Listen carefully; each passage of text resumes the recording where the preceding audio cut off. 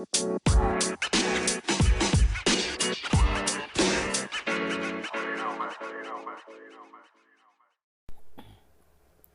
right, guys. Good morning. Um, the Four Agreements, pages 47, 48, 49, 50. This is the third chapter, the second agreement. Don't take anything personally. And I'm drinking some coffee right now.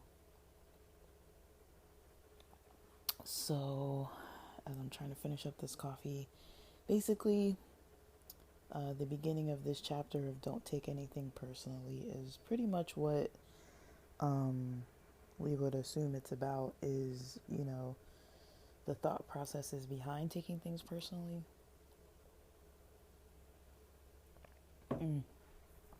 So, Miguel Ruiz, Don Miguel Ruiz makes a good point here. I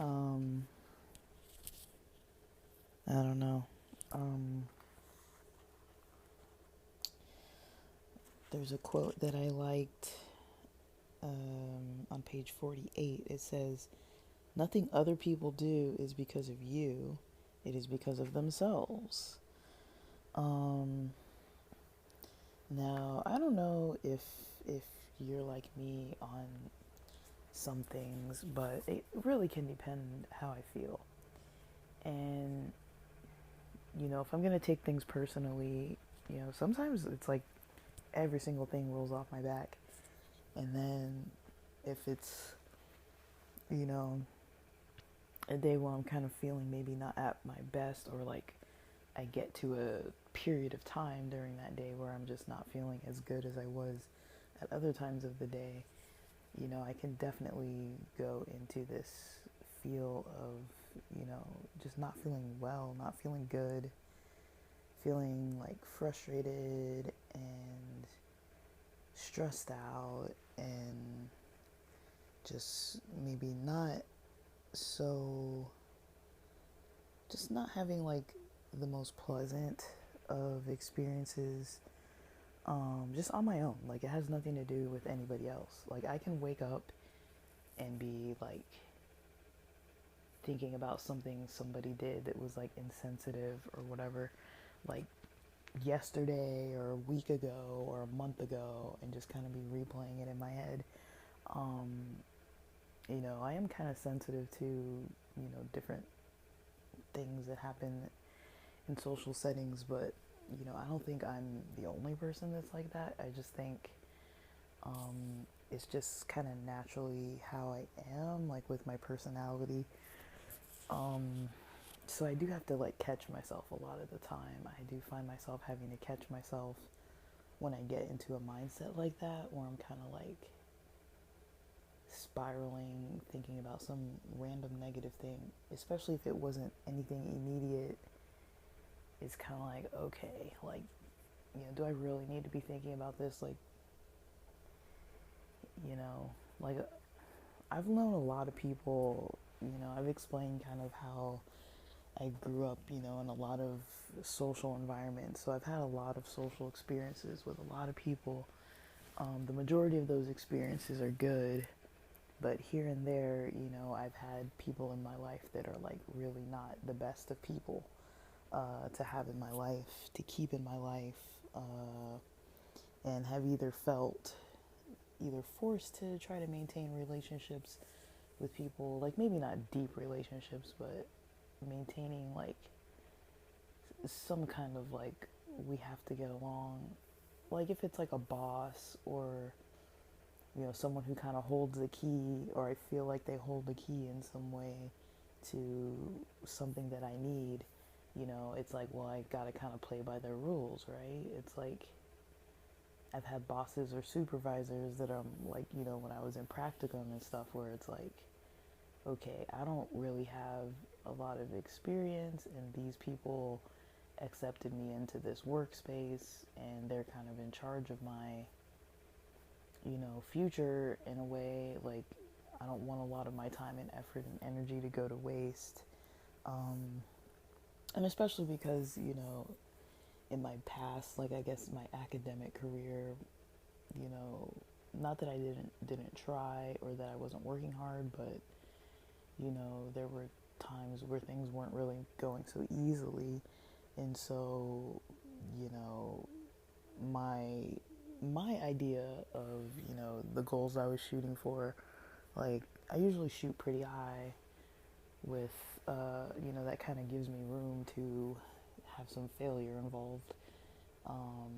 So shooting high and then having room for failure, it's like even if I do land somewhere under, my top goal, it's like I'm still within a range of something that I'm trying to do. And so, I've had experiences like that where I've had like supervisors, bosses, directors just being kind of like, maybe they're not the best of people socially with other people, especially people who are like practicum students or people who are like entry level, and you know,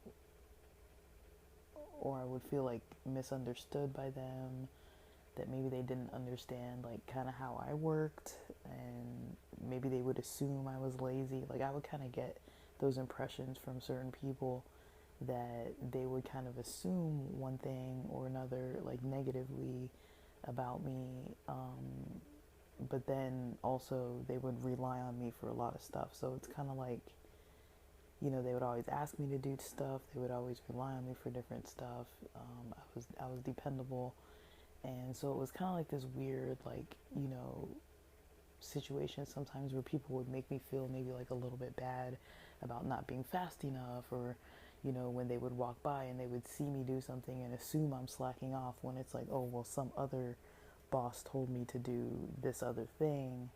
Like I remember specifically, once where one of my, I think my assistant director, we were gonna have a client that was, pretty frustrated already with the process and had a lot of records and was just like over it. And she comes in like, look, like I'm gonna get enrolled today, but I really would like the person assessing me to thoroughly read and know my background so that I'm not just having to rehash this over and over and over, because they had just recently gotten assessed at a hospital, at another site, and we do the same form of assessments, and so it's like they already had the records in the system from the last couple days updated, and so I was the one in charge of this of doing this assessment before the client would see the psychiatrist. And so, my assistant director kind of explained, hey, this assessment, just make it start a little bit late so you can review the files. And so, I'm at the computer just like reading the files, and the director comes in who doesn't know this from that. Like, she's not involved at all. She just glances around and sees what she's going to see, and then makes her own decision, like based her own opinions, based on what she kind of observes. And she was like never, she was one of those people who's like never in the office, always doing like 30 things at once.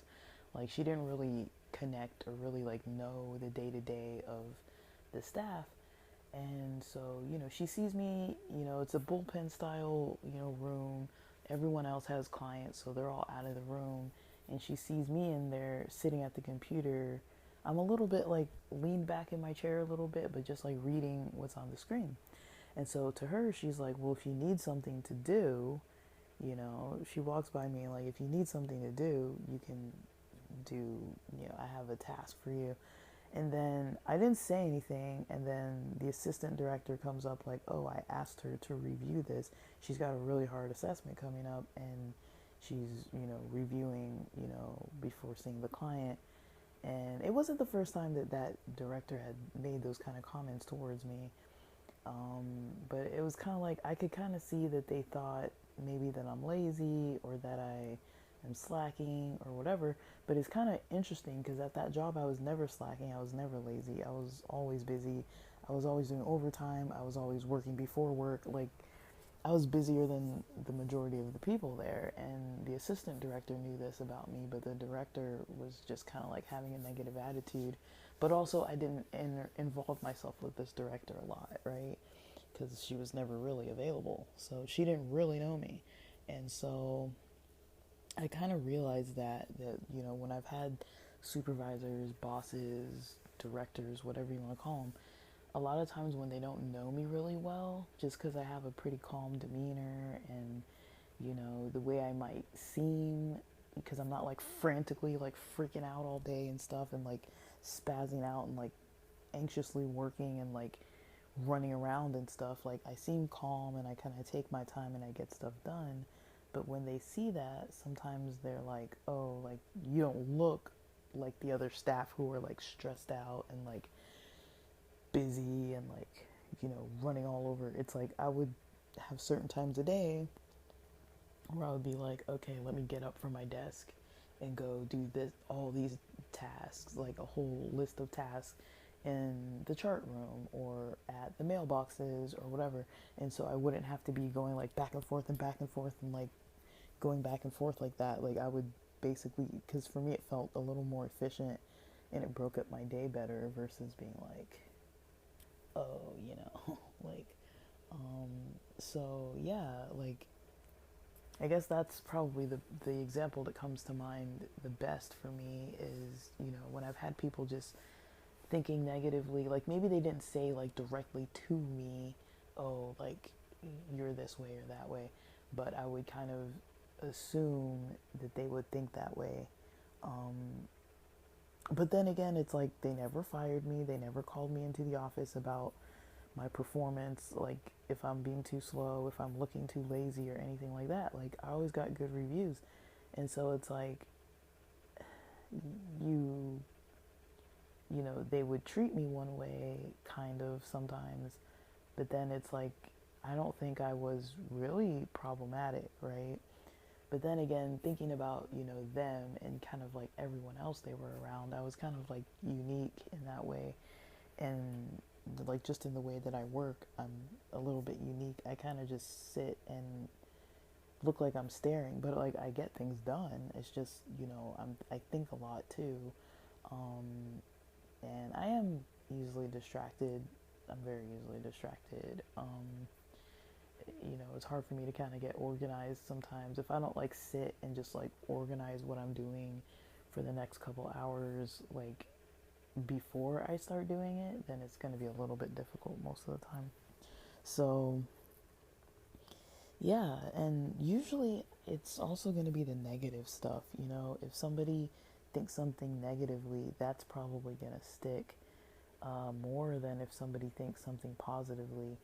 I mean, I've definitely had way more people say positive stuff towards me than negative stuff, but for sure the negative stuff is what sticks out. And so it's like, well, I've had most people, I would say most people I know don't really have a problem with me. I don't have a problem with them. Um, and, it is um, a little bit of a challenge to have, you know, uh,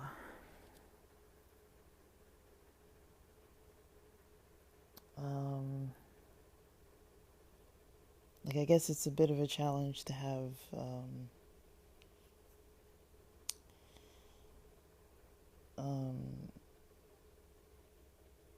just memories of different situations that have happened.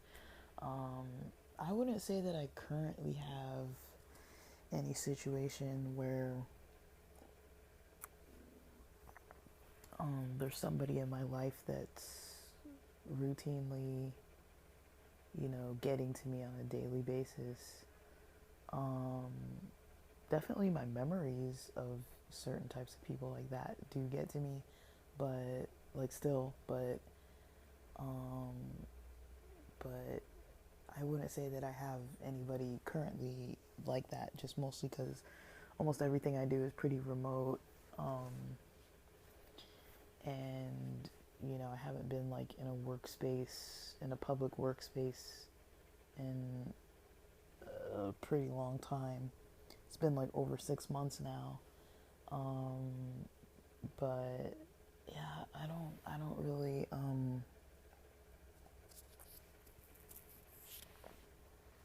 like I do little stuff, like maybe like Uber Eats. So if I'm doing little Uber Eats stuff, like I don't really think that is interfering uh, too much socially in my life. Like I'm just kind of like, like that's just what it is.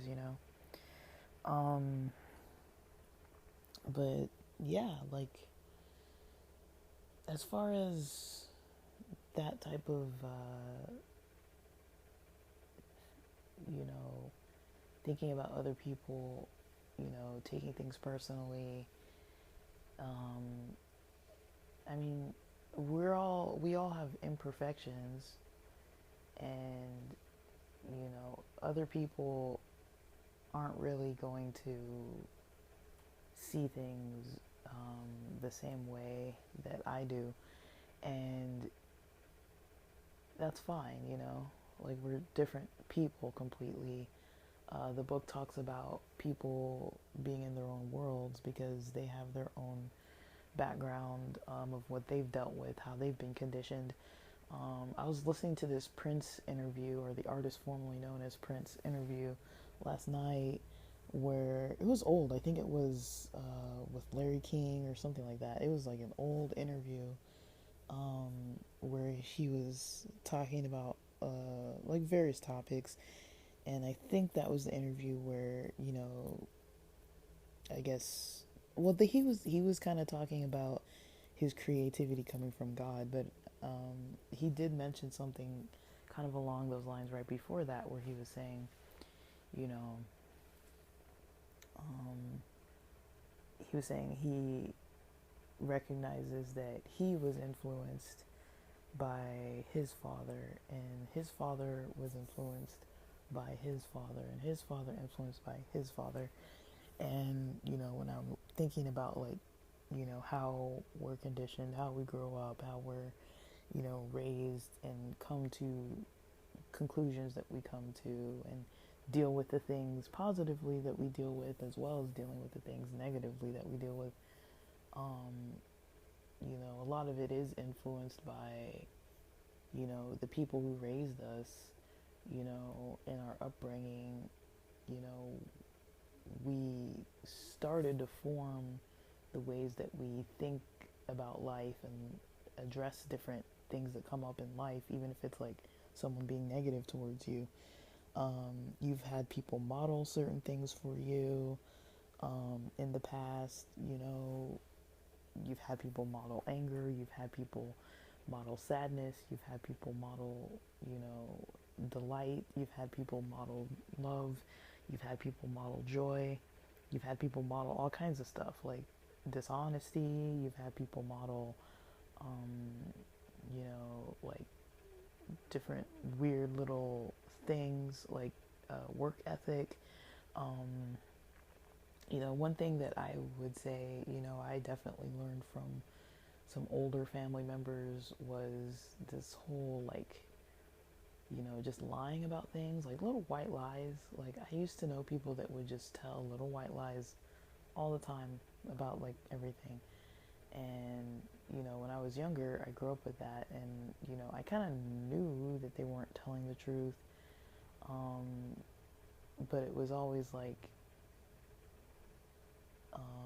something to make them feel more important or something like that. And you know I would kind of just see it and just be like, whatever. Like it's not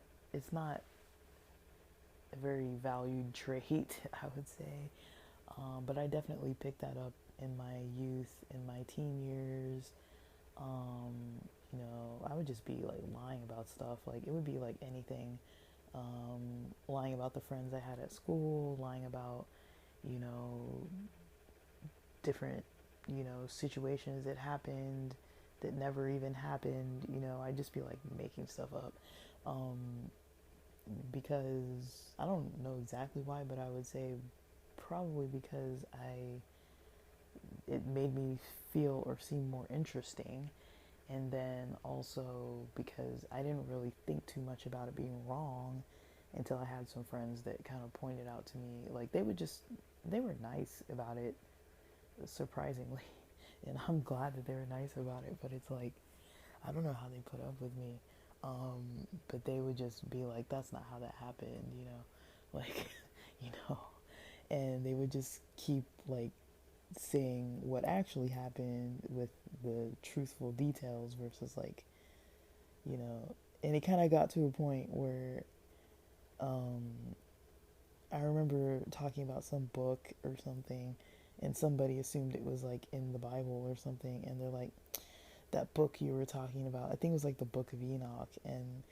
they were like, oh, well, I went in the Bible, and my one with the Apocrypha, and the Book of Enoch isn't in there, and like, and I was just like, because I mean, like, they were assuming that I was like lying to them about it or something.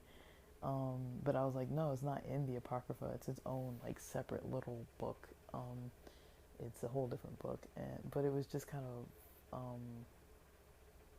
interesting that I was like, wow, like I don't really have a very trustworthy reputation with the things that I say because people were just knowing that I was just saying whatever the fuck, but like I've stopped doing that, but that's kind of just how I was, and I didn't really think twice about it because I was around adults in my life that were doing that. I saw them doing it all the time.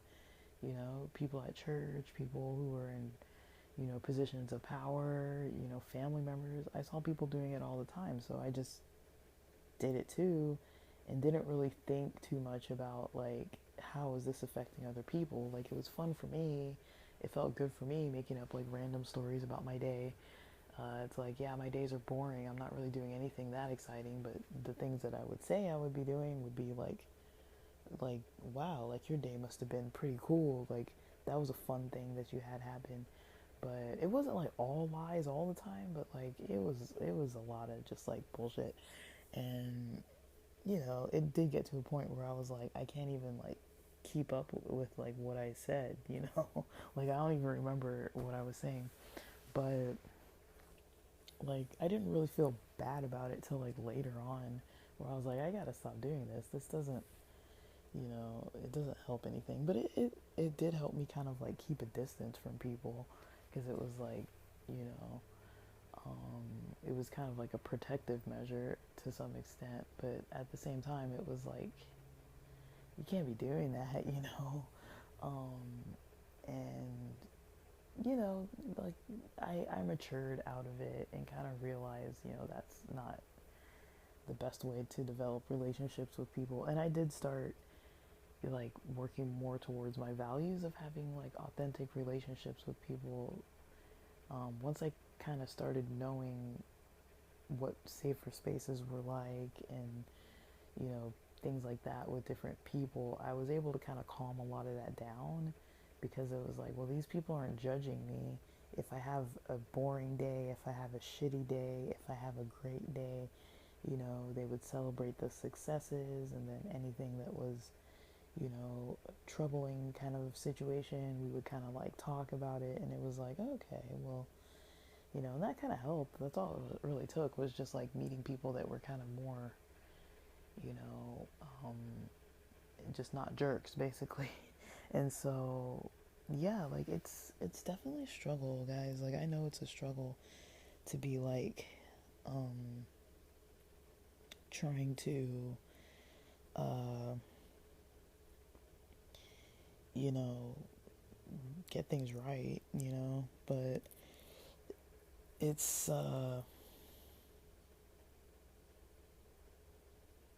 like I would say the the best way to address things is to know what you value and try to work towards that without all the little distractions that the ego kind of places in there.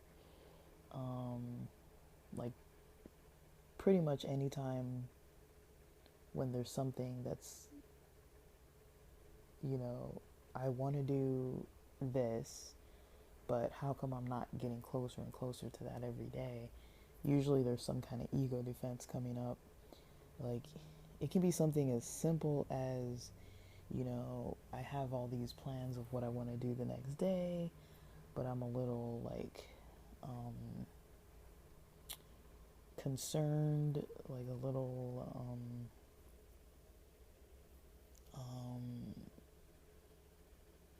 you know, I have a little bit of concern about, um, maybe things I want to do, um, but, um,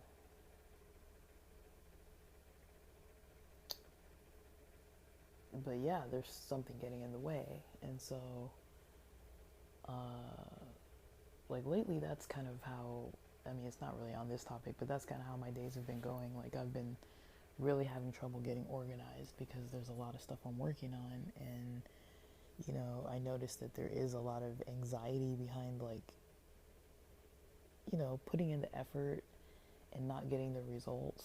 Like, I've had a lot of that in this last year with trying to kind of get up to speed with all the tech stuff that I'm doing, and some online stores and different stuff. And it's kind of like I kind of noticed the little areas where I'm like, okay, I didn't really follow these steps to the T, and maybe that's why this or that didn't work out. But then it's like I also put in all this effort, and so it's like, you know, um, and now I'm kind of at a point where a lot of the effort I've been putting in over multiple months is kind of paying off. I'm getting interviews or offered interviews and all this different kind of stuff. And it's scary, Like yesterday, I was like nearly freaking out, I was like, I am not ready for this. Like, I am not ready to be like jumping into a new career. Um, like, it was hard enough for me to get to the point where I was comfortable applying to jobs. And now that I've been applying, now the interview options are kind of rolling in, and I'm noticing that I'm applying for stuff that isn't really what I want sometimes. Like, I'm just like applying for it just because it's there. And then I get offered an interview and I'm like, oh, okay. But then I'm like, I don't really want to do this anyways. I'm not like really into it. You know what I mean? Into that site or that job. I just was applying because it's kind of like vaguely related to what I want.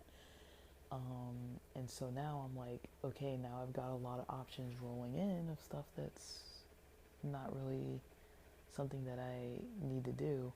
Um, but then it's like, it's easy for me to like want to jump into something and get unfocused. And, just because it's like, well, if I take just any old job, which I could do, but if I just take any old job, um, I'll be,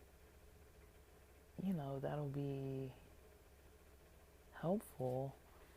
But at the same time, it's like, now I have to learn this new job and do well at this new job, and knowing that I'm going to be wanting to quit even when I first start, because this isn't really what I want. And it's like, you know, that's a kind of like defensive method of trying to get a job. It's like, okay, why would I even apply for stuff that I don't really want? It's easier to get rejected from something I don't want. It's easier to get accepted and then think in the background of all the negative things about a job that I might have that I don't want. You know, Even when I'm doing my own solo stuff, it's easier to, not do it some days or get really unfocused and off track and doing other stuff, you know. But, that's just with jobs and stuff. That has nothing to really do with people. It's just me and myself. But I mean, we do the same types of things when it comes to, people, relationships with people, stuff like that. It's like we could value wanting those relationships to be good and strong, but then, the way we go about it sometimes is maybe not the best. And it depends how we're feeling and how we're doing. If my health isn't good, I'm going to be acting in ways that aren't good all the time, like, um, it can be little stuff, but it's like, sometimes it's like it just takes a little bit, take a step back, just reflect on things. Um, but yeah, not taking things personally can really be a challenge. Um, it's not something that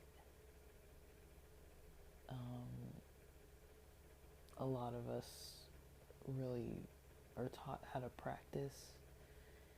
We're usually taught to take things personally, or at least that's what's modeled for most of us. Is you see somebody do something, and then do something to somebody else, and then either if it's good or bad, and then you see how somebody else reacts, and it's like, well, I should react like this. If somebody bad mouths me, I should go gossip about them and go tell them off in front of everybody, or hold on to it, hold a grudge. Like, I'm not saying that people should like embark on toxic relationships, but sometimes it's like, if it's just like an accidental non-abusive situation, or just somebody in their own imperfections saying something imperfect or doing something imperfect, like all of us do, it's like, really, am I gonna write that person off? Because it's like, it's funny. Like, I guess this is the last thing I'll say on this, but like, it's kind of interesting how I interpret people who might have a negative opinion of me, is I tend to have a negative opinion about them too, which is kind of interesting. And especially people who have maybe wronged me, and they don't seem to ever apologize or anything like that, and they kind of react that way. And yeah, like, it's really um